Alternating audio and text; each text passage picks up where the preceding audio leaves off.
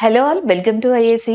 So మనం daily current అఫైర్స్ని discuss చేస్తున్నాం కదా. ఈ వీడియోలో కూడా ఇంపార్టెంట్ కరెంట్ అఫైర్స్, దానితో రిలేటెడ్గా స్టాటిక్ జీకే కాన్సెప్ట్ని డిస్కస్ చేద్దాం. అయితే ఇప్పుడు మనకి చాలా నోటిఫికేషన్స్ అండ్ ఎగ్జామ్స్ ఉన్నాయి కాబట్టి వాటికి తగ్గట్టుగా ఏదైనా ప్రీవియస్ ఇయర్స్ క్వశ్చన్స్ ఇక్కడ మనకి లింక్ అవుతున్నట్టయితే సో వాటిని కూడా ఒక్కసారి ఇక్కడ రివైజ్ చేసే ప్రయత్నం చేద్దాం. ఫస్ట్ కరెంట్ అఫైర్ డిస్కస్ చేద్దాం. నెక్స్ట్ వన్ ఒక ఇనిషియేషన్కి సంబంధించింది అండ్ ఎన్వైర్న్మెంట్ పరంగా కూడా మీరు దీన్ని నోట్ చేసుకోవచ్చు. పర్యావరణం పరంగా కూడా ministry of forest and environment శాఖ ఏం చేసిందంటే ఇండియాలో రీసెంట్గా India forest and wood certification scheme అనే దాన్ని స్టార్ట్ చేసింది. భారతదేశ అటవీ మరియు కలప ధృవీకరణ పథకం అనే దాన్ని స్టార్ట్ చేయడం జరిగిందనమాట. సో దీంట్లో ఏంటంటే ఇండియాలో మనకి డిఫరెంట్ టైప్స్ ఆఫ్ ఫారెస్ట్లు ఉన్నాయి. ఫర్ ఎగ్జాంపుల్ ఇండియాలో మనకి ట్రాపికల్ డెసిడ్యూయస్ ఫారెస్ట్ అని చెప్పేసి అంటాం. డెసిడ్యూయస్ ఫారెస్ట్ ని మనకి ఋతుపవన అరణ్యాలు లేదా మాన్సూన్ ఫారెస్ట్ అని కూడా పిలవచ్చు. ఇది ఒకటి ఉంది. అలాగే ట్రాపికల్ రెయిన్ ఫారెస్ట్ అని చెప్పేసి లేదా ఎవర్ గ్రీన్ ఫారెస్ట్ అని చెప్పేసి ఒకటి ఉంటుంది. అలాగే నెక్స్ట్ మౌంటైన్ ఫారెస్ట్ అని చెప్పేసి ఇంకోటి ఉంటుంది. ఇలా డిఫరెంట్ టైప్స్ ఆఫ్ ఫారెస్ట్లు ఉన్నాయి ఇండియాలో. ఎస్పెషల్లీ మనకి ఈ రెండు ఫారెస్ట్ల నుంచి ఎక్కువగా కలప లభిస్తుంది. వుడ్ అనమాట. రోజ్ వుడ్, శాండిల్ వుడ్, అలాగే timber, round wood, pulp wood, charcoal, fire wood, ఇలాగ డిఫరెంట్ కలప. ఈ రోజ్ వుడ్ కానీ శాండిల్ వుడ్ కానీ ఎస్పెషల్లీ కర్ణాటక లాంటి ప్రాంతాల్లో కనిపించే శాండిల్ వుడ్ గంధపు చెక్కలు, మనకి ఆంధ్రప్రదేశ్లో చిత్తూరు, వైఎస్ఆర్, కడప ప్రదేశాల నుంచి లభించే రోజ్ శాండిల్ వుడ్ కానీ, సో ఇవన్నీ కూడా సౌత్ ఈస్ట్ ఏషియన్ కంట్రీస్లో, జపాన్ కంట్రీస్లో కొన్ని కోట్లు పలుకుతాయి. సో ఇప్పుడు మనకి ఇల్లీగల్ యాక్టివిటీస్ తగ్గించాలి. అలాగే ఇండియాకి సంబంధించి అసలు ఏం వుడ్ ప్రొడక్ట్స్ అనేవి ఉన్నాయి, ఇదంతా కూడా ఒక ఆర్గనైజ్డ్గా ఉండాలి అంటే దీనికంటూ ఒక సిస్టమాటిక్ అప్రోచ్ కావాలి. ముఖ్య ఉద్దేశం ఏంటి? ఇల్లీగల్ యాక్టివిటీని తగ్గించాలి, ఇండియన్ బ్రాండెడ్ వాల్యూని పెంచాలి ఫారెస్ట్ పరంగా. అందుకని దీనికి ఒక ఆర్గనైజ్డ్ పథకాన్ని తీసుకొచ్చారు. దాన్నే Indian forest and wood certification scheme అంటున్నారు. అంతే. ఇక నుంచి భారతదేశంలో ఏ అడవుల నుంచి ఎలాంటి కైండ్ ఆఫ్ వుడ్ అనేది మనకి బయటకు వస్తుందో అది సర్టిఫికేషన్ ద్వారా రావడం జరుగుతుంది అనమాట. ఇదంతా కూడా ministry of environment and forest, పర్యావరణం మరియు అటవీ మంత్రిత్వ శాఖ కింద జరుగుతుంది. ఆ మంత్రిత్వ శాఖకి మినిస్టర్గా ఎవరున్నారంటే భూపేంద్ర యాదవ్ గారు. సో ఆ మంత్రిత్వ శాఖకి మినిస్టర్గా ఉన్నారు. This is all about this current affair. కానీ ఎన్వైర్న్మెంట్ పరంగా మనం మోస్ట్ నెంబర్ ఆఫ్ కరెంట్ అఫైర్స్ని డిఫరెంట్ ఎగ్జామ్స్లో ఎక్స్పెక్ట్ చేయొచ్చు. కాబట్టి ఒకసారి ఇక్కడ రివైజ్ చేద్దాం. సో కొన్ని యాక్ట్స్ అండి, ఒక్కొక్కసారి కొన్ని ఎగ్జామ్స్లో ఏం జరుగుతుంది అంటే ఈ యాక్ట్స్ని ఇచ్చి ఇటువైపు మ్యాచ్ ఆఫ్ ద ఫాలోయింగ్ ఇచ్చి సో వాటిని మ్యాచ్ చేయమని చెప్పేసి అడుగుతారు. నేషనల్ ఫారెస్ట్ పాలసీ, జాతీయ అటవీ విధానం 1952లో సో మనకి ఇది రావడం జరిగిందనమాట. Next one wild life protection act, వన్యప్రాణి సంరక్షణ చట్టం 1972లో వచ్చింది. Project tiger 1973 and project elephant 1992. దీన్ని ఎక్కువగా అడుగుతూ ఉంటారు. 2023కి 50 years కంప్లీట్ చేసుకుంది కాబట్టి ఇది చాలా ఇంపార్టెంట్. పులి సంరక్షణ కేంద్రాలు, టైగర్ ప్రాజెక్ట్ అనేది. నెక్స్ట్ ఫారెస్ట్ కన్జర్వేషన్ యాక్ట్, అటవీ పరిరక్షణ చట్టం, అటవీ విధానం 1952, అటవీ పరిరక్షణ చట్టం 1980లో. Next one environmental protection act, పర్యావరణ పరిరక్షణ చట్టం 1986లో. నెక్స్ట్ బయోడైవర్సిటీ కన్జర్వేషన్ యాక్ట్, జీవ వైవిధ్య పరిరక్షణ చట్టం 2002లో ఇది రావడం జరిగింది అనమాట. సో ఇలా చట్టాల గురించి కొన్ని ఇంపార్టెంట్ అగ్రిమెంట్స్ గురించి అడుగుతూ ఉంటారు. అండ్ ఫారెస్ట్ అండ్ ఎన్వైర్న్మెంట్ రిలేటెడ్గా చెప్తున్నాను కాబట్టి ఇవి ఇంపార్టెంట్గా నేను మీకు చెప్పాల్సి వచ్చింది. ఇవి నోట్ చేసుకోండి. ఎన్వైర్న్మెంట్ డే వచ్చేటప్పటికి ఎవ్రీ ఇయర్ కూడా June 5th మనకి రికగ్నైజ్ చేశారు. బీట్ ప్లాస్టిక్ పొల్యూషన్ అనేది దీని యొక్క థీమ్గా ఉంది. ఫారెస్ట్ డే వచ్చేటప్పటికి మనకి March 21st రికగ్నైజ్ చేయడం జరిగింది. ఫారెస్ట్ డే, అటవీ దినోత్సవం అనేది. ఫారెస్ట్ అండ్ హెల్త్ అనేది దీని యొక్క థీమ్గా ఉంది. COP28 సమిట్ని ఈ సంవత్సరం దుబాయ్ కేంద్రంగా కండక్ట్ చేయడం జరిగింది. So that is about that other current affair. So ఇవి కూడా దాని రిలేటెడ్ కరెంట్ అఫైర్స్ కన్నా మీరు గుర్తుపెట్టుకోండి. This is all about this current affair. Next one చూద్దాం. నెక్స్ట్ వన్ ఒక అపాయింట్మెంట్కి సంబంధించింది. బట్ ఇందులో మనం కొంత సబ్జెక్ట్ రిలేటెడ్గా కూడా నోట్స్ మేక్ చేసుకోవచ్చు, నోట్స్ తయారు చేసుకోవచ్చు. ఒకసారి చూడండి. Doctor Sonia Trikha recently appointed as a member of Haryana Public State Service Commission. Haryana public service కమిషన్కి సంబంధించి వన్ ఆఫ్ ద మెంబర్గా సోనియా త్రికా గారు అపాయింట్ అవ్వడం జరిగింది. ఆమెకి సంబంధించిన ప్రమాణ స్వీకారాన్ని రీసెంట్గా హర్యానా గవర్నర్ అయిన బండారు దత్తాత్రేయ గారు చేయించడం జరిగింది. అసలు దీనికి సంబంధించిన ఇన్ఫర్మేషన్ ఇక్కడ ఒకసారి చూద్దాం. సోనియా త్రికా గారు హర్యానాకి సంబంధించి హెల్త్ సర్వీసెస్లో చాలా కాంట్రిబ్యూట్ చేశారంట. సో దాని తర్వాతే ఈమెను ఇప్పుడు హర్యానా స్టేట్కి సంబంధించిన పబ్లిక్ సర్వీస్ కమిషన్లో మెంబర్గా తీసుకున్నారు. హర్యానా యొక్క చీఫ్ మినిస్టర్ మనోహర్ లాల్ ఖట్టర్ గారు అండ్ గవర్నర్ వచ్చేటప్పటికి బండారు దత్తాత్రేయ గారుగా ఉన్నారనమాట. ఈ 2 పాయింట్స్ చాలా ఇంపార్టెంట్. ఏ ఎగ్జామ్కైనా చీఫ్ మినిస్టర్, గవర్నర్ కామన్ మనం గుర్తుపెట్టుకోవడానికి. ఈ సంవత్సరం ఎలక్షన్స్ అనేవి స్టార్ట్ అయినాయి కాబట్టి సో నెక్స్ట్ ఇయర్ అంతా కూడా స్టార్టింగ్లో చీఫ్ మినిస్టర్స్, గవర్నర్స్ వీళ్ళకి సంబంధించిన క్వశ్చన్స్ ఫ్రీక్వెంట్గా ప్రతి ఎగ్జామ్లో కనిపిస్తూ ఉంటాయి. నెక్స్ట్ వన్ చూడండి, state public service commission. State public service commission, union public service commission వీటన్నిటి గురించి మెయిన్గా ఆర్టికల్ 315 నుంచి 323 మధ్యలో కాన్స్టిట్యూషన్ ఆఫ్ ఇండియాలో మెన్షన్ చేశారు. స్టేట్ పబ్లిక్ సర్వీస్ కమిషన్లో చైర్పర్సన్ని కానీ అండ్ మెంబర్స్ని కానీ గవర్నరే అపాయింట్ చేయడం జరుగుతుంది. వాళ్ళు ఏమన్నా రెసిగ్నేషన్, రాజీనామా ఇవ్వాలి అనుకున్నా సరే గవర్నర్కి ఇవ్వచ్చు అనమాట, ఒక పర్టికులర్ స్టేట్కి సంబంధించి. ఒకసారి వాళ్ళు చైర్మన్గా కానీ మెంబర్గా కానీ అపాయింట్ అయిన తర్వాత వాళ్ళ యొక్క టెన్యూర్ లేదా టర్మ్ వచ్చేటప్పటికి 6 years, 6 years or 62 years which is the earlier one అని చెప్పేసి ఉంటుంది. ఆ రెండిట్లో ఏది ముందైతే అది తీసుకుంటారనమాట. అండ్ దెన్ నెక్స్ట్ వన్, హర్యానాలో ఈ స్టేట్ పబ్లిక్ సర్వీస్ కమిషన్కి సంబంధించిన మెంబర్గా ఇప్పుడు సోనియా త్రికా గారు అపాయింట్ అయ్యారు. ఇది కరెంట్ అఫైర్కి రిలేటెడ్ అనమాట. ఇందులో ఇంకొక ఇంపార్టెంట్ పాయింట్ ఏంటంటే అపాయింట్ చేసేది, రెసిగ్నేషన్స్ ఇచ్చేది ఇవన్నీ గవర్నర్కి ఇవ్వడం జరుగుతుంది, గవర్నర్ అపాయింట్ చేయడం జరుగుతుంది. కానీ ఇందులో ఉన్న మెంబర్స్ని కానీ చైర్పర్సన్ని కానీ రిమూవ్ చేయాలి అంటే, తొలగించాలి అంటే ప్రెసిడెంట్ ఆఫ్ ఇండియా దగ్గర నుంచి ఆర్డర్ రావాలి. సో అదొక్క బిట్ కొంచెం డిఫరెంట్గా ఉంటుంది, అది గుర్తుపెట్టుకుంటే సరిపోతుంది. హర్యానాలో నేషనల్ పార్క్స్ వచ్చేటప్పటికి Kalesar national park, Sultanpur national park అనేవి ఇంపార్టెంట్ జాతీయ పార్కులుగా హర్యానాకి సంబంధించి చెప్పొచ్చు. This is all about this current affair. Next one చూద్దాం. సో ఇక్కడ మనకి కలకత్తా ఇంటర్నేషనల్ ఫిలిం ఫెస్టివల్ అనేది రీసెంట్గా జరిగింది. దాదాపుగా 39 కంట్రీస్ దీంట్లో పార్టిసిపేట్ చేశాయి. దానికి సంబంధించిన కరెంట్ అఫైర్ని మనం డిస్కస్ చేద్దాం. ఇది అవార్డ్స్ కేటగిరీలో ఈ కరెంట్ అఫైర్ని మీరు నోట్ చేసుకోవచ్చు. సో ఫస్ట్ మనకి పడే క్వశ్చన్ ఇక్కడ నుంచి ఎక్స్పెక్ట్ చేసేది ఏంటంటే, రీసెంట్గా కలకత్తా ఇంటర్నేషనల్ ఫిలిం ఫెస్టివల్, అంతర్జాతీయ చలనచిత్రోత్సవం స్టార్ట్ అయింది కదా. సో ఇది మనకి ఎన్నో ఎడిషన్ జరిగింది అని చెప్పేసి అడగచ్చు, ఎన్నోసారి అని. 29th ఎడిషన్, ఈ నెంబర్ గుర్తుపెట్టుకోవాలి. 21st, 22nd, 28th ఇలా అడుగుతారు. 29th edition. నెక్స్ట్ వన్, టోటల్గా 39 కంట్రీస్ దీంట్లో పార్టిసిపేట్ చేశాయి. 219 ఫిలిమ్స్ని దీంట్లో మనకి తీసుకోవడం జరిగింది అనమాట. ఇందులో బెస్ట్ డైరెక్టర్గా మనకి కార్లోస్ డానియల్ అనే పర్సన్ సెలెక్ట్ అవ్వడం జరిగింది. స్పెషల్ జ్యూరీ అవార్డ్ని చలన్ చిత్రో ఆంకోన్ అనే దానికి ఇవ్వడం జరిగింది. బెస్ట్ ఫిలిం అనే దానికి చిల్డ్రన్ ఆఫ్ నోబడి, ఇది ఇజ్రాయెల్ ఫిలిం అనమాట, ఇజ్రాయెల్ కంట్రీకి సంబంధించింది, చిల్డ్రన్ ఆఫ్ నోబడి. సో దీనికి golden royal Bengal tiger award, so best ఫిలింకి golden royal Bengal tiger award ఇవ్వబడుతుంది. సో ఆ అవార్డుని ఇక్కడ ఇవ్వడం జరిగింది. సో దీంట్లో అంటే ఈ ఇంటర్నేషనల్ కలకత్తా ఫిలిం ఫెస్టివల్ ఉంది కదా, సల్మాన్ ఖాన్, మమతా బెనర్జీ గారు ఇలాంటి ఇంపార్టెంట్ పర్సన్స్ అందరూ కూడా పార్టిసిపేట్ చేయడం జరిగింది. ఈవెన్ వెస్ట్ బెంగాల్కి సంబంధించిన బ్రాండ్ అంబాసిడర్ సౌరవ్ గంగోలీ గారు, వెస్ట్ బెంగాల్ యొక్క బ్రాండ్ అంబాసిడర్గా సౌరవ్ గంగోలీ గారిని చెప్పొచ్చు, ఆయన కూడా ఈ సెరమనీకి అటెండ్ అవ్వడం జరిగింది. సో జనరల్గా మనకి ఇది ఒక పర్టిక్యులర్ రీజనల్ పరంగా చూసుకుంటే, అంటే ఆస్కర్ అవార్డ్స్ ఉంటాయి, నేషనల్ ఫిలిం అవార్డ్స్ ఉంటాయి, వీటిలో చాలా వరకు కేటగిరీస్ని గుర్తుపెట్టుకోవాలి. కానీ ఇలాంటి వాటిల్లో ఏంటి అంటే ఎన్నో ఎడిషన్ అనేది గుర్తుపెట్టుకోవాలి. సో ఎవరు అటెండ్ అయ్యారంటే best ambassador brand ambassador of West Bengal Sourav Ganguly గారు అటెండ్ అయ్యారు, అది ఒకటి గుర్తుపెట్టుకోవాలి. ఇజ్రాయెల్ ఫిలిం, ఇజ్రాయెల్ న్యూస్లో ఉంది, చాలా ఇష్యూస్లో ఉంది కాబట్టి ఇజ్రాయెల్ యొక్క ఫిలిం ఒకసారి చూడండి, చిల్డ్రన్ ఆఫ్ నోబడి అనే దానికి సంబంధించి మనకి గోల్డెన్ రాయల్ బెంగాల్ టైగర్ అవార్డుని అందుకోవడం జరిగింది. ఈ 3 పాయింట్స్ని ఈ కరెంట్ అఫైర్లో గుర్తుపెట్టుకుంటే సరిపోతుంది. మమతా బెనర్జీ గారు ప్రజెంట్ మనకి వెస్ట్ బెంగాల్ యొక్క చీఫ్ మినిస్టర్గా ఉన్నారు. ఆనంద్ బోస్ గారు వెస్ట్ బెంగాల్ యొక్క గవర్నర్గా ఉండడం జరిగింది, chief minister and as well as a governor. So ఇక్కడితో ఈ కరెంట్ అఫైర్ అయిపోయింది. దీనికి రిలేటెడ్గా ఉన్న ఇంకొన్ని ఇంపార్టెంట్ కరెంట్ అఫైర్స్ని మనం రివిజన్ చేసి వెస్ట్ బెంగాల్కి సంబంధించిన కొంత స్టాటిక్ జీకే అనేది చూద్దాం. సో నెక్స్ట్ అదర్ రిలేటెడ్గా చూసుకోండి. ఒకటి మనకి ఆస్కర్ అవార్డ్స్ ఇంపార్టెంట్, దాంతోపాటుగా నేషనల్ ఫిలిం అవార్డ్స్ కూడా ఇంపార్టెంటే. సో 2023 ఆస్కర్ ఫిలిం అవార్డ్స్లో ఇండియాకి సంబంధించి ఒరిజినల్ సాంగ్ ఆర్ఆర్ మూవీకి గాను నాటు నాటు సాంగ్కి రావడం జరిగింది. బెస్ట్ డాక్యుమెంటరీ వచ్చేటప్పటికి ఎలిఫెంట్ విస్పర్స్ అనే మూవీకి రావడం జరిగింది. సో నెక్స్ట్ వన్, ఆస్కర్ అవార్డ్స్లో మోస్ట్ ఆఫ్ ద అవార్డ్స్ ఈ మూవీకి వెళ్ళినాయి.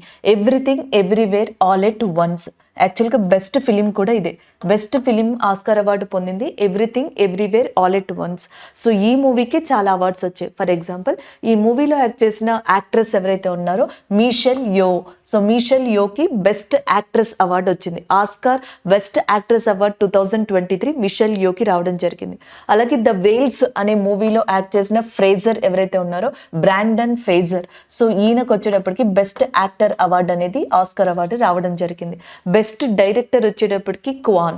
సో కీ హూ క్వాన్ అనే పర్సన్ ఎవరైతే ఉన్నారో మీకు గుర్తు లేకపోతే క్వాన్ అని కూడా గుర్తు పెట్టుకోవచ్చు. Same everything everywhere all at once. Best cinematography అంటాం కదా, సో దానికి కూడా ఎవ్రీథింగ్ ఎవ్రీవేర్ ఆల్ ఎట్ వన్స్కే వచ్చిందనమాట. సో ఇట్లా మీరు చూసుకోవచ్చు మోస్ట్ ఆఫ్ ద అవార్డ్స్ అన్ని దీనికి వెళ్ళినాయి ఈ మూవీకి సంబంధించి. 69th నేషనల్ ఫిలిం అవార్డ్స్లో బెస్ట్ యాక్టర్ ఏమో అల్లు అర్జున్ గారు పుష్ప మూవీకి సంబంధించి, బెస్ట్ యాక్ట్రెస్లోనేమో ఆలియా భట్ గారికి మనకి గంగూబాయ్ మూవీకి రావడం జరిగింది, కృతి సనన్ గారికి ఏమో మిమి అనే మూవీకి రావడం జరిగింది అనమాట. సో నెక్స్ట్ వచ్చేటప్పటికి బెస్ట్ ఫీచర్ ఫిలింగా రాకెట్రీ ద నంబి ఎఫెక్ట్ అనే దానికి మాధవన్ గారు యాక్ట్ చేశారు, మాధవన్ గారు డైరెక్ట్ చేశారు. సో ఈ మూవీకి వెళ్ళడం జరిగింది. This is all about that related awards. ఇవి ఖచ్చితంగా గుర్తుపెట్టుకోవాలి 2023కి సంబంధించి.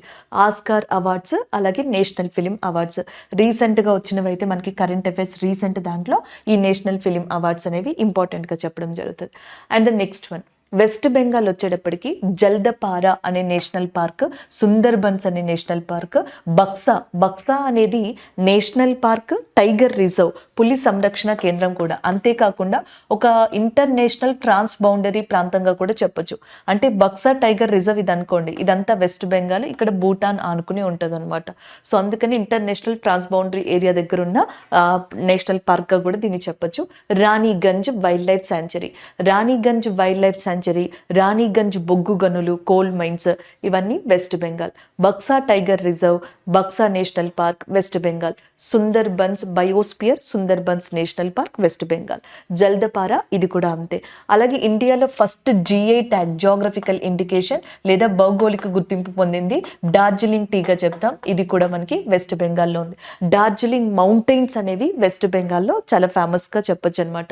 వెస్ట్ బెంగాల్లో ఉన్న ఇంపార్టెంట్ ప్రదేశం పేరు సిలిగురి కారిడార్గా చెప్పడం జరుగుతుంది. ఇది చాలా సార్లు సెక్యూరిటీ రీజన్స్ దృష్ట్యా మనకి వార్తల్లో కనిపిస్తూ ఉంటుంది. సిలిగురి కారిడార్ దేన్ని చికెన్ నెక్ ఆఫ్ ఇండియాగా పిలుస్తారు అంటే సిలిగురి కారిడార్ని పిలుస్తారు. And the next one jute ఉంది చూసారా, జనపనార. వెస్ట్ బెంగాల్ ఇండియాలోనే టాప్ నోచ్ స్టేట్ అనమాట ప్రొడక్షన్లో. సో జూట్ అనేదాన్ని అది వెస్ట్ బెంగాల్ ఏరియాకి మీరు చెప్పొచ్చు అనమాట. అలాగే వెస్ట్ బెంగాల్లో కలకత్తాలో ఇంపార్టెంట్గా ఉన్నది Hooghly river. So Hooghly river దగ్గరే అండర్ వాటర్ మెట్రో అనేదాన్ని కూడా మనకి మెట్రో టన్నెల్ అనేదాన్ని కూడా నిర్మిస్తుంది ఇండియా. హుగ్లీని టైడల్ రివర్ ఆఫ్ ఇండియా అని కూడా పిలుస్తారు. Hooghly is also called as a tidal river of India. అలాగే వెస్ట్ బెంగాల్లో దామోదర్ రివర్ అనేది ఇంపార్టెంట్, దీన్ని సారో ఆఫ్ బెంగాల్ అంటాం. బెంగాల్ యొక్క బ్రాండ్ అంబాసిడర్ ఎవరు, సౌరవ్ గంగోలీ గారు. సారో ఆఫ్ బెంగాల్ అని దామోదర్ రివర్ని పిలుస్తారు. Hooghly is very famous in Howrah bridge. Hooghly కలకత్తాలో చాలా ఫేమస్. హుగ్లీని టైడల్ రివర్ అంటారు. రాణిగంజ్ ఓల్డెస్ట్ కోల్ మైన్ అనమాట ఇండియాలో, అది మనకి వెస్ట్ బెంగాల్లో లొకేట్ అయి ఉంది. సో కోల్ మైన్కి రాణిగంజ్ కదా. వెస్ట్ బెంగాల్లో ఇంకొక ప్లేస్ ఉంది దుర్గాపూర్ అని చెప్పేసి, ఇది స్టీల్ ప్లాంట్కి చాలా ఫేమస్ అని చెప్తాం. So this is all about that west బెంగాల్కి సంబంధించిన స్టాటిక్ జీకే ఇన్ఫర్మేషన్. అలాంటి వెస్ట్ బెంగాల్లో 29th edition of Calcutta international film festival జరిగితే, so children of nobody అనే దానికి సంబంధించి మనకి ఇజ్రాయెల్ ఫిలిం, దానికి కూడా గోల్డెన్ గ్లోబ్ టైగర్ అవార్డు అనేది లభించింది, బెంగాల్ టైగర్ అవార్డు లభించడం జరిగింది. సో అవి ఈ అవార్డ్స్ గుర్తుపెట్టుకోండి, ఇది మనకి ఎగ్జామ్లో చాలా బాగా యూజ్ అవుతుంది. సో నెక్స్ట్ కరెంట్ అఫైర్ ఒక అవార్డ్కి సంబంధించింది, అది కూడా ఫర్ ద ఫస్ట్ టైం ఒక ఇండియన్ విమెన్ ఈ అవార్డుని అందుకున్నారంట. సో దానికి సంబంధించిన కరెంట్ అఫైర్గా చెప్పొచ్చు.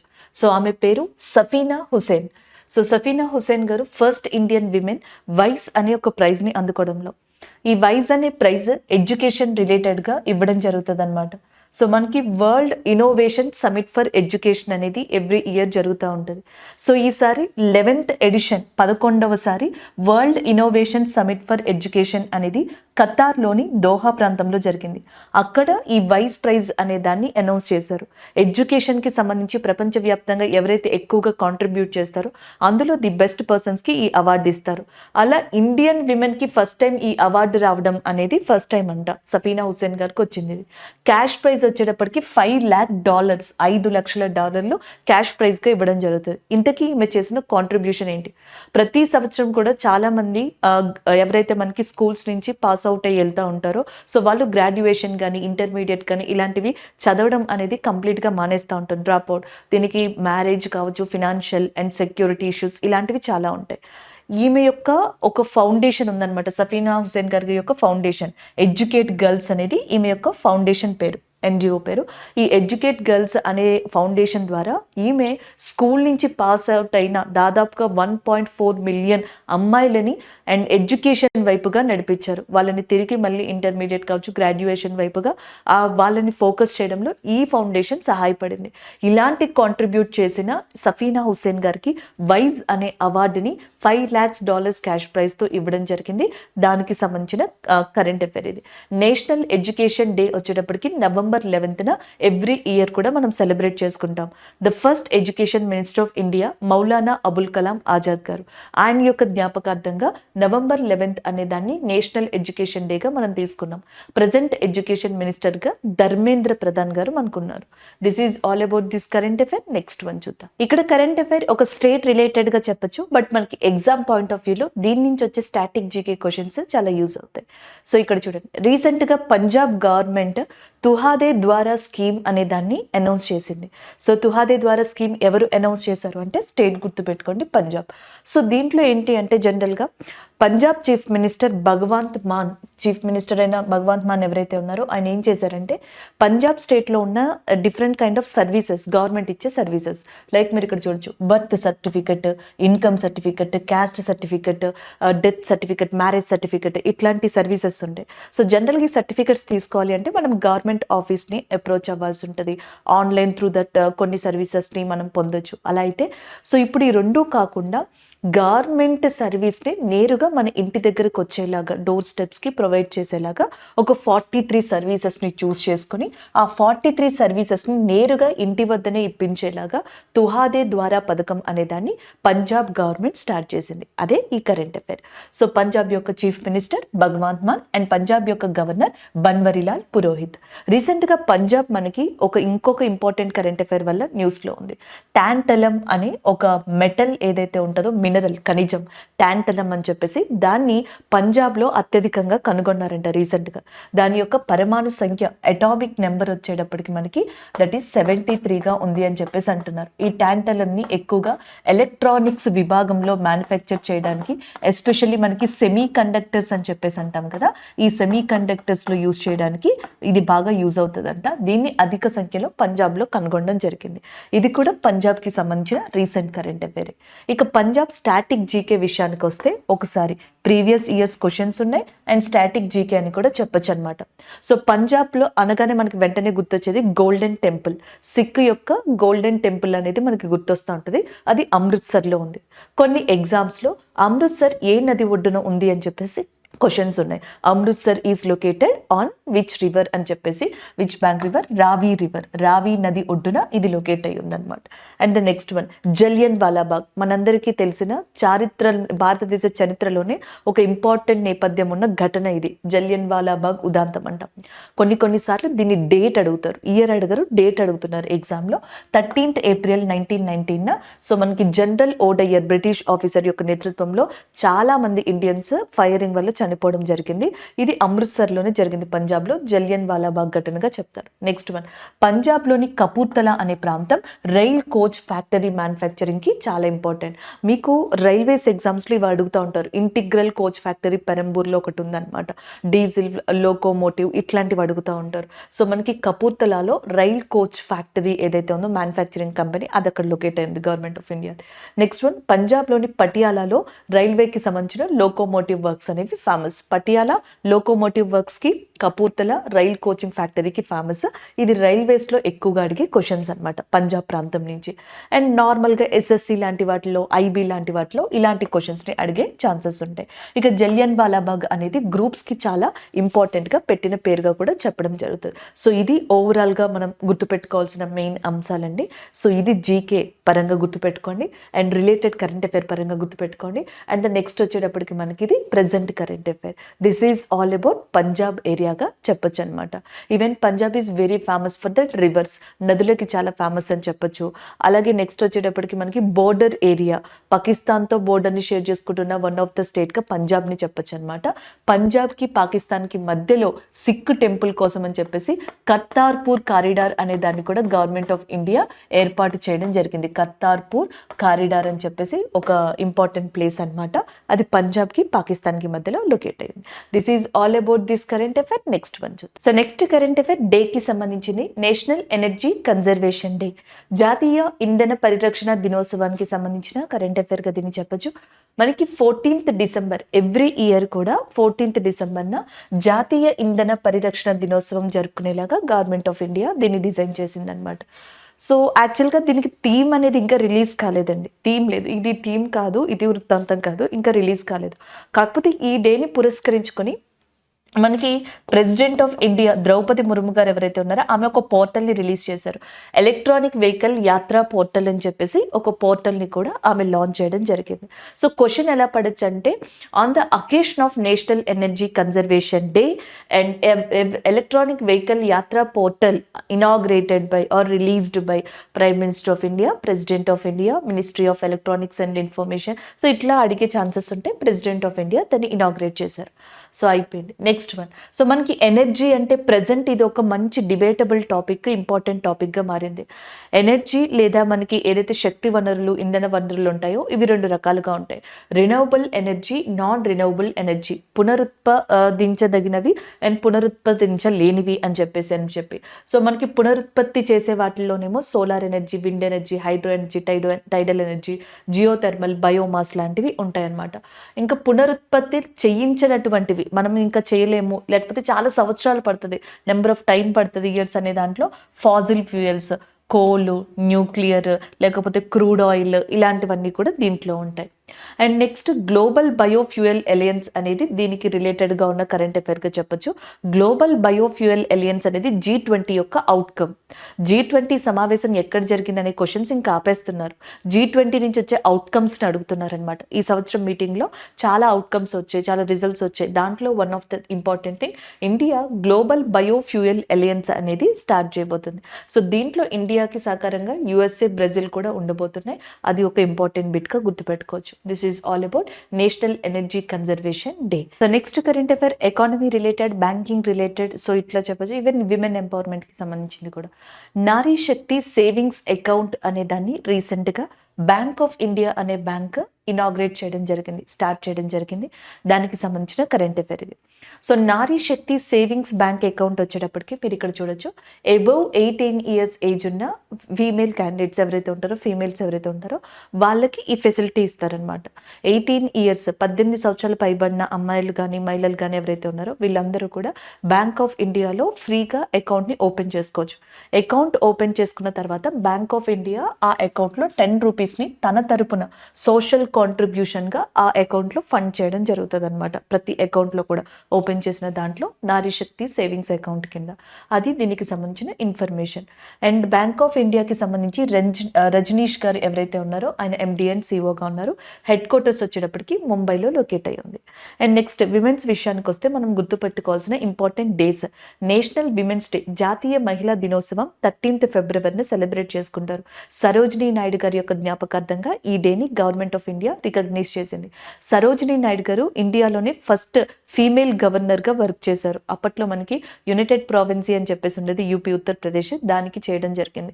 నేషనల్ గర్ల్ చైల్డ్ డే వచ్చేటప్పటికి 24th Jan మనం సెలబ్రేట్ చేసుకుంటాం. ఇంటర్నేషనల్ విమెన్స్ డే వచ్చేటప్పటికి March 8th, international girl child day వచ్చేటప్పటికి October 11th రికగ్నైజ్ చేయబడింది. బట్ ఇవి చాలా ఇంపార్టెంట్ డేస్ అండి విమెన్స్ పరంగా. మీరు గుర్తుపెట్టుకోవాల్సిన డేస్, విమెన్కి రిలేటెడ్గా, వీళ్ళైతే ఫీమేల్కి రిలేటెడ్గా ఈ days.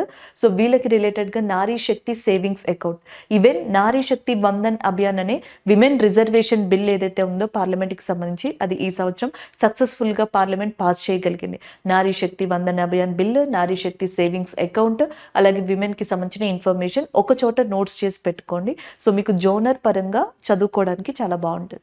So next current affair మనకి ఎకానమీ, బ్యాంకింగ్ రిలేటెడ్గా చెప్పచ్చు అనమాట. RBIకి సంబంధించిన ఒక స్టేట్మెంట్కి సంబంధించింది. RBI enhanced the limit under e-mandates to 1 lakh from 15,000 per transaction. ఇది చాలా ఇంపార్టెంట్ అండి. 1-liner కరెంట్ అఫైరే, బట్ ఈ వాల్యూస్ చాలా ఇంపార్టెంట్. RBI ఏం చేసిందంటే ఈ మ్యాండేట్స్ ఏవైతే ఉంటాయో, సో రికరింగ్ ఆపరేషన్స్కి సంబంధించి వాటికి పర్ ట్రాన్సాక్షన్ ఇది వరకు 15,000 లిమిట్ ఇస్తే ఆ 15,000ని 1 lakh వరకు పెంచింది. సో ఇనీషియల్గా ఎంత ఉండేది పర్ ట్రాన్సాక్షన్కి, ఇప్పుడు ఎంత ఉంది అని చెప్పేసి అడుగుతారు. సరే, రికరింగ్ పేమెంట్స్ అంటే ఏంటి అనేది ఒకసారి ఇక్కడ చూద్దాం. మనం కొన్ని ఫ్రీక్వెంట్గా ఎక్కువగా మనం ఏమంటారు డిజిటల్ పేమెంట్స్ చేయాల్సి ఉంటుంది. ఫర్ ఎగ్జాంపుల్ ఓటీటీ సబ్స్క్రిప్షన్స్ ఉంటాయి. సో మనకి నెట్ఫ్లిక్స్ కానీ లేకపోతే డిఫరెంట్ కైండ్ ఆఫ్ ఛానల్స్ కానీ వీటిని ఓటీటీ సబ్స్క్రిప్షన్ చేయడానికి మనం యూపీఐని ఎక్కువగా యూజ్ చేస్తూ ఉంటాం, డిజిటల్ పేమెంట్స్ని. వాటికి ఈ మ్యాండేట్స్ అవసరం. నెక్స్ట్ అది మంత్లీ, యాన్యువల్లీ ఇట్లా కూడా చేస్తూ ఉంటాం కదా, అలాగా. ఇన్సూరెన్స్ ప్రీమియం కట్టడానికి, బిల్స్ కావచ్చు, లోన్స్ ఇన్స్టాల్మెంట్, వీటన్నిటికీ ఉంటాయి. సో వీటికి ఏమైందంటే పర్ ట్రాన్సాక్షన్కి వచ్చేటప్పటికి 15,000 వరకే లిమిట్ ఉండేదన్నమాట. ఇప్పుడు ఈ మ్యాండేట్స్కి పర్ ట్రాన్సాక్షన్కి 1 lakh వరకు కూడా పర్మిట్ అనేది ఇవ్వడం జరిగింది ఓవరాల్గా. దానికి సంబంధించింది ఏవైతే మనం ఫ్రీక్వెంట్గా డిజిటల్ పేమెంట్స్ చేస్తామో సో వాటికి సంబంధించి ఈ మ్యాండేట్ అనేది ఒకటి, ఇంకొకటి ఈ నాక్ అని చెప్పేసి ఇంకొకటి ఉందన్నమాట. ఈ రెండింటిని ఎక్కువగా యూస్ చేయడం జరుగుతుంది. సో వీటికి ఇందులో ఈ మ్యాండేట్కి సంబంధించి 15,000 నుంచి 1 lakh వరకు దాని యొక్క లిమిట్ని రీసెంట్గా పెంచడం జరిగింది. ఇది RBI by monthly policy meeting అయిన తర్వాత తీసుకున్న డెసిషన్. బై మంత్లీ పాలసీ అప్పుడు మనం చెప్పుకున్నాం రెపో రేట్ 6.5%, అంతకు ముందర కూడా 6.5% ఉంది. సో ఇప్పుడు అలానే ఉంచిందనమాట మీటింగ్ తర్వాత కూడా. జీడిపి ప్రొజెక్షన్ ఇది వరకు 6.5% ఉండేదన్నమాట, దాన్ని 7%కి పెంచింది. అది ఒకటి మీరు చూసుకోవచ్చు. Retail inflation 5.4%. యూపీఐకి సంబంధించి మీరు ఎడ్యుకేషనల్ పరంగా, మెడికల్ హెల్త్కి సంబంధించి ఏదైనా ట్రాన్సాక్షన్ చేసుకోవాలనుకోండి అప్పర్ లిమిట్ 1 lakh దాకా ఇవ్వడం జరిగిందనమాట. సో ఇలాగా కొన్ని ఇంపార్టెంట్ థింగ్స్, వాల్యూస్ని మీరు గుర్తుపెట్టుకుంటూ ఉండాలి. బై మంత్లీ పాలసీ జరిగిన తర్వాత ఒకసారి వాల్యూస్ని చూసుకుంటూ ఉండాలి. బై మంత్లీ పాలసీ తర్వాత, బై మంత్లీ మీటింగ్ తర్వాత ఆర్బీఐ వీటిని చేంజ్ చేసిందా, సేమ్గా ఉంచిందా, ఇవన్నీ కూడా మనకి చాలా అవసరం. So this is all about this current affair. Present RBI యొక్క గవర్నర్గా శక్తికాంత్ దాస్ ఉన్నారు. సో ఇక్కడ మీకు నెక్స్ట్ కరెంట్ అఫైర్ వచ్చేటప్పటికి ఇండెక్స్కి సంబంధించింది. ఒకసారి చూడండి, quality of living city ranking అనమాట. క్వాలిటీ ఆఫ్ లివింగ్ సిటీ ర్యాంకింగ్కి సంబంధించిన ఇండెక్స్ ఇది. సో ఈ ఇండెక్స్ని రిలీజ్ చేసింది ఎవరు అంటే ఫినాన్షియల్ సర్వీస్ కంపెనీ అయిన మెర్సర్. దీని యొక్క హెడ్ క్వార్టర్స్ వచ్చేటప్పటికి న్యూయార్క్లో ఉందన్నమాట. మేబీ హెడ్ క్వార్టర్స్ అడగరు, బట్ మీ ఇన్ఫర్మేషన్ కోసం చెప్పడం అంతే. మర్సర్ అనే ఒక ఫినాన్షియల్ సర్వీస్ సంస్థ ప్రపంచంలో మనకి ఎక్కడైతే మోస్ట్ కంఫర్టబుల్గా జీవించదగ్గ నగరాలు ఉంటాయో వాటికి సంబంధించిన జాబితా ఇచ్చింది. ఆ జాబితాలో టాప్ 1 సిటీ కింద వియన్నా అనేది ఉంది. వియన్నా అనే సిటీ ఆస్ట్రియా కంట్రీలో ఉందన్నమాట. సెకండ్ సిటీ కింద జ్యూరిచ్ ఉంది. జ్యూరిచ్ స్విట్జర్లాండ్లో లొకేట్ అయి ఉంది. థర్డ్ సిటీ కింద అక్లాండ్ ఉంది. అక్లాండ్ న్యూజిలాండ్లో లొకేట్ అయింది. టాప్ 3 వచ్చేటప్పటికి సిటీస్ వియన్నా, జ్యూరిచ్, అక్లాండ్, వాటికి సంబంధించిన కంట్రీస్. ఇండియాకి వచ్చేటప్పటికి హైదరాబాద్ ఉంది. అంటే ఇక్కడ ఫస్ట్ టైం నేను ఎందుకు రాశానంటే హైదరాబాద్ అనేది ఏదైతే ఉందో సో ఇండియా తరపున మన ఇండియాలో కొన్ని సిటీస్ సెలెక్ట్ అయితే దాంట్లో హైదరాబాద్ అనేది ఒకటి ఉందన్నమాట. సో అట్లా మన ఇండియాలో ఫస్ట్ ఇది కన్సిడర్ చేశారు. ఆ ర్యాంకింగ్లో రాశాను కానీ ఈ ర్యాంకింగ్లో రాయలేదు. అది ఒకటి గమనించుకోండి, మీరు చూసుకోండి. అండ్ ద నెక్స్ట్ వన్, ఓవరాల్గా చూసుకుంటే 154th ర్యాంక్లోనేమో మహారాష్ట్రకి సంబంధించిన పూణే ఉంది. బెంగళూరుకి సంబంధించిందేమో 156th ర్యాంక్లో ఉంది. అండ్ న్యూఢిల్లీ ఏమో 172, కోల్కతా 170, ముంబై 164 అండ్ చెన్నై 161లో ఉందన్నమాట. సో ఇవి వాటికి సంబంధించిన ఇంపార్టెంట్ ఇన్ఫర్మేషన్. మీరు ఈ ర్యాంకింగ్స్ చూసుకోవాలి, దాంతోపాటుగా సిటీస్ అండ్ ప్లేసెస్ కూడా చూసుకోవాలి. ఈ ఆస్ట్రియా క్యాపిటల్ వియన్నా ఉంది చూసారా, టాప్ ప్లేస్లో ఉంది. ఇక్కడ మనకు ఒక అంతర్జాతీయ సంస్థ కూడా ఉంది, international atomic energy agency, IAEA అంటాం. దీని యొక్క హెడ్ క్వార్టర్స్ మనకి ప్రపంచంలో వియన్నా, ఆస్ట్రేలియాలోనే లొకేట్ అయ్యి ఉంది. So this is all about this index అండి. నెక్స్ట్ కరెంట్ అఫైర్ ఒక ఇనిషియేషన్కి సంబంధించింది. LIC, life insurance corporation of India, దాని యొక్క ఆఫీస్ని గుజరాత్లోని గిఫ్ట్ సిటీలో మొట్టమొదటిసారిగా ప్రారంభించబోతుంది. దానికి సంబంధించిన కరెంట్ అఫైర్ ఇది. గుజరాత్లోని గాంధీనగర్ దగ్గర international financial service centre which is known as a gift city. So ఇది లొకేట్ అయ్యి ఉందన్నమాట. ఇక్కడ మనకి ఫస్ట్ టైం LIC తన యొక్క బ్రాంచ్ని ఇనాగ్రేట్ చేయబోతుంది. దానికి సంబంధించిన కరెంట్ అఫైర్ ఇది. LIC ఆల్రెడీ దాని యొక్క బ్రాంచెస్ని, సబ్సిడరీస్ని 14 కంట్రీస్కి పైగా మనకి లాంచ్ చేసింది, లైక్ బహ్రెయిన్, బాంగ్లా, శ్రీలంక ఇట్లా. సో ఇప్పుడు దాని యొక్క బ్రాంచ్ని గిఫ్ట్ సిటీలో కూడా లాంచ్ అయిపోతుంది. అండ్ LIC యొక్క CEO లేదా చైర్మన్గా ప్రజెంట్ మనకి సిద్ధార్థ మోహంతి గారు ఉంటారు. హెడ్ క్వార్టర్స్ ఆఫ్ LIC వచ్చేటప్పటికి ముంబైలో ఉంది. గుజరాత్ యొక్క సీఎంగా భూపేంద్ర రజనీకాంత్ పటేల్ లేదా భూపేంద్ర పటేల్ గారు ఉన్నారు. గుజరాత్ యొక్క గవర్నర్గా ఆచార్య దేవ్రత్ గారు ఉన్నారు. అండ్ మనకి గుజరాత్లో ఇంపార్టెంట్ న్యూక్లియర్ పవర్ స్టేషన్ కూడా ఉంది. సో దాని పేరే న్యూక్లియర్ పవర్ ప్లాంట్ ఉంది. దాని పేరే Kakrapar nuclear power plant which is located in Gujarat area. అలాగే సర్దార్ సరోవర్ అనే డ్యాము నర్మదా నది మీద గుజరాత్లోనే కన్స్ట్రక్ట్ చేశారు. Important grass lands, Banni grass lands అంటాం, అవి కూడా గుజరాత్లోనే లొకేట్ అయి ఉన్నాయి. అండ్ గుజరాత్లో ఇండియాలోనే హైయెస్ట్ టైడల్ కోస్టల్ ఏరియా అనేది లొకేట్ అయింది, టైడల్ పోర్ట్ అనేది లొకేట్ అయింది. దాన్నే దీన్ దయాల్ పోర్ట్ అని చెప్పేసి కూడా పిలుస్తారు. అండ్ గుజరాత్లో ఇంపార్టెంట్గా ఉన్నది గిర్ నేషనల్ పార్క్ అని చెప్పేసి అంటాం, గిర్ జాతీయ పార్క్. అలాగే next black buck national park అనేది కూడా ఇంపార్టెంటే, మెరైన్ నేషనల్ పార్క్ అనేది కూడా ఇంపార్టెంటే. గుజరాత్లో marine national park, black buck national park, Gir national park ఉన్నాయి. దీన్ దయాల్ పోర్ట్ అనేది ఉంది. సర్దార్ సరోవర్ డ్యామ్, సర్దార్ వల్లభాయ్ పటేల్ స్టాట్యూ కూడా గుజరాత్లోనే లొకేట్ అయి ఉంది. బన్నీ గ్రాస్ ల్యాండ్స్ అనేవి అక్కడ famous. Sabarmati river one of the important river of గుజరాత్గా కూడా చెప్పడం జరుగుతుంది. సో అలాంటి గుజరాత్లో ఉన్న గిఫ్ట్ సిటీలో ఇంటర్నేషనల్ ఫినాన్షియల్ సర్వీస్ సెంటర్లో మనకి ఫస్ట్ టైం ఎల్ఐసి యొక్క బ్రాంచ్ని ఓపెన్ చేయబోతున్నారు, ఎల్ఐసి యొక్క ఆఫీస్ని ఓపెన్ చేయబోతున్నారు. దానికి సంబంధించిన కరెంట్ అఫైర్ ఇది. ఈరోజు ఏవైతే మనం కరెంట్ అఫైర్స్ డిస్కస్ చేసామో వాటి రివ్యూ చూద్దాం. First one, forest and wood certification scheme అనమాట. దీన్ని ministry of forest and environment కి సంబంధించిన ఎవరైతే మినిస్టర్ ఉన్నారో మనకి భూపేంద్ర యాదవ్ గారు, ఆయన స్టార్ట్ చేశారు. సో దీనికి సంబంధించిన కొంత ఇన్ఫర్మేషన్ని మనం డిస్కస్ చేసుకున్నాం. సో దానికి సంబంధించింది. Next one, Sonia Trikha. Doctor Sonia Trikha garu హర్యానాకి సంబంధించిన పబ్లిక్ సర్వీస్ కమిషన్లో వన్ ఆఫ్ ద మెంబర్గా రీసెంట్గా అపాయింట్ అయ్యారు. సో దీనికి సంబంధించిన ఇంపార్టెంట్ ఇన్ఫర్మేషన్ అంతా కూడా మనం డిస్కస్ చేసుకోవడం జరిగింది. And next one, Calcutta international film festival అనేది 29th ఎడిషన్ రీసెంట్గా కలకత్తాలో జరిగింది. దీనికి వెస్ట్ బెంగాల్ చీఫ్ మినిస్టర్ అయిన మమతా బెనర్జీ గారు అండ్ వెస్ట్ బెంగాల్ యొక్క బ్రాండ్ అంబాసిడర్ సౌరవ్ గంగోలీ గారు, సల్మాన్ ఖాన్ గారు, ఇలా మనకి ఇంపార్టెంట్ పర్సన్స్ అందరూ అటెండ్ అయ్యారని, ఇజ్రాయెల్కి సంబంధించిన ఒక ఫిలిం ఏదైతే ఉందో అది బెస్ట్ ఫిలింగా గోల్డెన్ టైగర్ అవార్డు అనేది కూడా, బెంగాల్ టైగర్ అవార్డు అనేది కూడా అందుకుందని మనం డిస్కస్ చేయడం జరిగింది. దాంతో పాటుగా Oscar awards, national film awards, వీటి గురించి కూడా డిస్కస్ చేసాం. నెక్స్ట్ వన్, సఫీనా హుసేన్ గారికి రీసెంట్గా వైస్ అనే అవార్డు వచ్చింది. ఇది ఎడ్యుకేషన్ రిలేటెడ్ అవార్డు. దీనికి $5 lakhs క్యాష్ ప్రైజ్ని కూడా ఇవ్వడం జరిగింది దీంతో పాటుగా. అండ్ ద నెక్స్ట్ వన్, భగవత్ మాన్ గారు పంజాబ్ స్టేట్కి సంబంధించిన చీఫ్ మినిస్టర్. ఆయన రీసెంట్గా పంజాబ్ స్టేట్ గవర్నమెంట్ అమలు పరిచే దాంట్లో 43 సర్వీసెస్ని పంజాబ్ స్టేట్ పీపుల్కి నేరుగా ఇంటి దాకా, డోర్ స్టెప్ దాకా అందించేలాగా ఒక స్కీమ్ని తీసుకొచ్చారు. ఆ స్కీమ్ గురించి మనం డిస్కస్ చేసుకోవడం జరిగింది. అండ్ దెన్ నెక్స్ట్ వచ్చేటప్పటికి national energy conservation day December 14th recognise చేశారని, దీని థీమ్ని ఇంకా మనకి వెల్లడించాల్సి ఉంటుందని మనం డిస్కస్ చేసుకోవడం జరిగింది. నారీ శక్తి సేవింగ్స్ అకౌంట్ అనే దాన్ని బ్యాంక్ ఆఫ్ ఇండియా అనే బ్యాంక్ మనకి రీసెంట్గా స్టార్ట్ చేసింది. అండ్ 18 yearsకి పైబడిన మహిళలు ఎవరైతే ఉన్నారో, విమెన్స్ కానీ గర్ల్స్ కానీ, వీళ్ళు అకౌంట్స్ని ఓపెన్ చేసుకోవచ్చు. ఓపెన్ చేసిన తర్వాత సోషల్ కాంట్రిబ్యూషన్ పరంగా బ్యాంక్ ఆఫ్ ఇండియా వాళ్ళ అకౌంట్కి ₹10 ఫండ్గా ఇవ్వడం జరుగుతుంది. And the next one, RBI ఈ మ్యాండేట్ ఏదైతే ఉందో దీంట్లో రికరింగ్ యూజర్స్కి సంబంధించి, రికరింగ్ ట్రాన్సాక్షన్స్కి సంబంధించి పర్ ట్రాన్సాక్షన్కి 15,000 నుంచి ₹1,00,000 వరకు కూడా ఇంక్రీజ్ చేయడం జరిగింది. దానికి సంబంధించిన కరెంట్ అఫైర్ ఇది.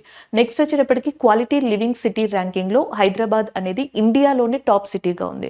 ఇండియా తరపున చూసుకుంటే టాప్ సిటీగా హైదరాబాద్ అనేది ఉంది. ప్రపంచంలో అయితే మాత్రం ఆస్ట్రియాకి క్యాపిటల్ అయిన వియన్నా అనేది ఫస్ట్ ప్లేస్. అండ్ నెక్స్ట్ వచ్చేటప్పటికి స్విట్జర్లాండ్కి సంబంధించిన జ్యూరిచ్ సెకండ్ ప్లేస్, న్యూజిలాండ్కి సంబంధించిన అక్లాండ్ థర్డ్ ప్లేస్లో ఉండడం జరిగింది. అండ్ ఇండియాకి సంబంధించిన బెంగళూరు కావచ్చు, అండ్ కొన్ని సిటీస్ ఏవైతే ఉన్నాయో అవి కూడా వన్ ఆఫ్ ద ర్యాంకింగ్లో ఉన్నాయి. వాటి గురించి మనం డిస్కస్ చేసాం. ఎల్ఐసి తన యొక్క ఆఫీస్ని ఫస్ట్ టైం గుజరాత్లోని అహ్మదాబాద్లో ఉన్న ఇంటర్నేషనల్ ఫినాన్షియల్ సిటీ అయిన గిఫ్ట్ సిటీలో ప్రారంభించబోతుంది. ఎల్ఐసికి సంబంధించిన బ్రాంచెస్ అండ్ సబ్సిడరీస్ ఇప్పటికే మనకి 14 కంట్రీస్ పైగా ఉన్నాయన్నమాట. అయితే ఫస్ట్ టైం ఇప్పుడు మనకి గుజరాత్లోని ఈ అహ్మదాబాద్లో ఉన్న ఏదైతే మనకి గిఫ్ట్ సిటీలో ఉందో అక్కడ ప్రారంభించబోతుంది. సిద్ధార్థ మోహంతి గారు ఎల్ఐసికి సంబంధించిన చైర్మన్గా, ఎల్ఐసి యొక్క హెడ్ క్వార్టర్స్ వచ్చేటప్పటికి మనకి ముంబైలో లొకేట్ అయి ఉంది. సో ఇవి ఈ రోజు మనం ఓవరాల్గా డిస్కస్ చేసుకున్న ఒక national and international environment and as well as banking related, appointment రిలేటెడ్కి సంబంధించిన important current affairs and static జీకేగా చెప్పొచ్చు. Thank you.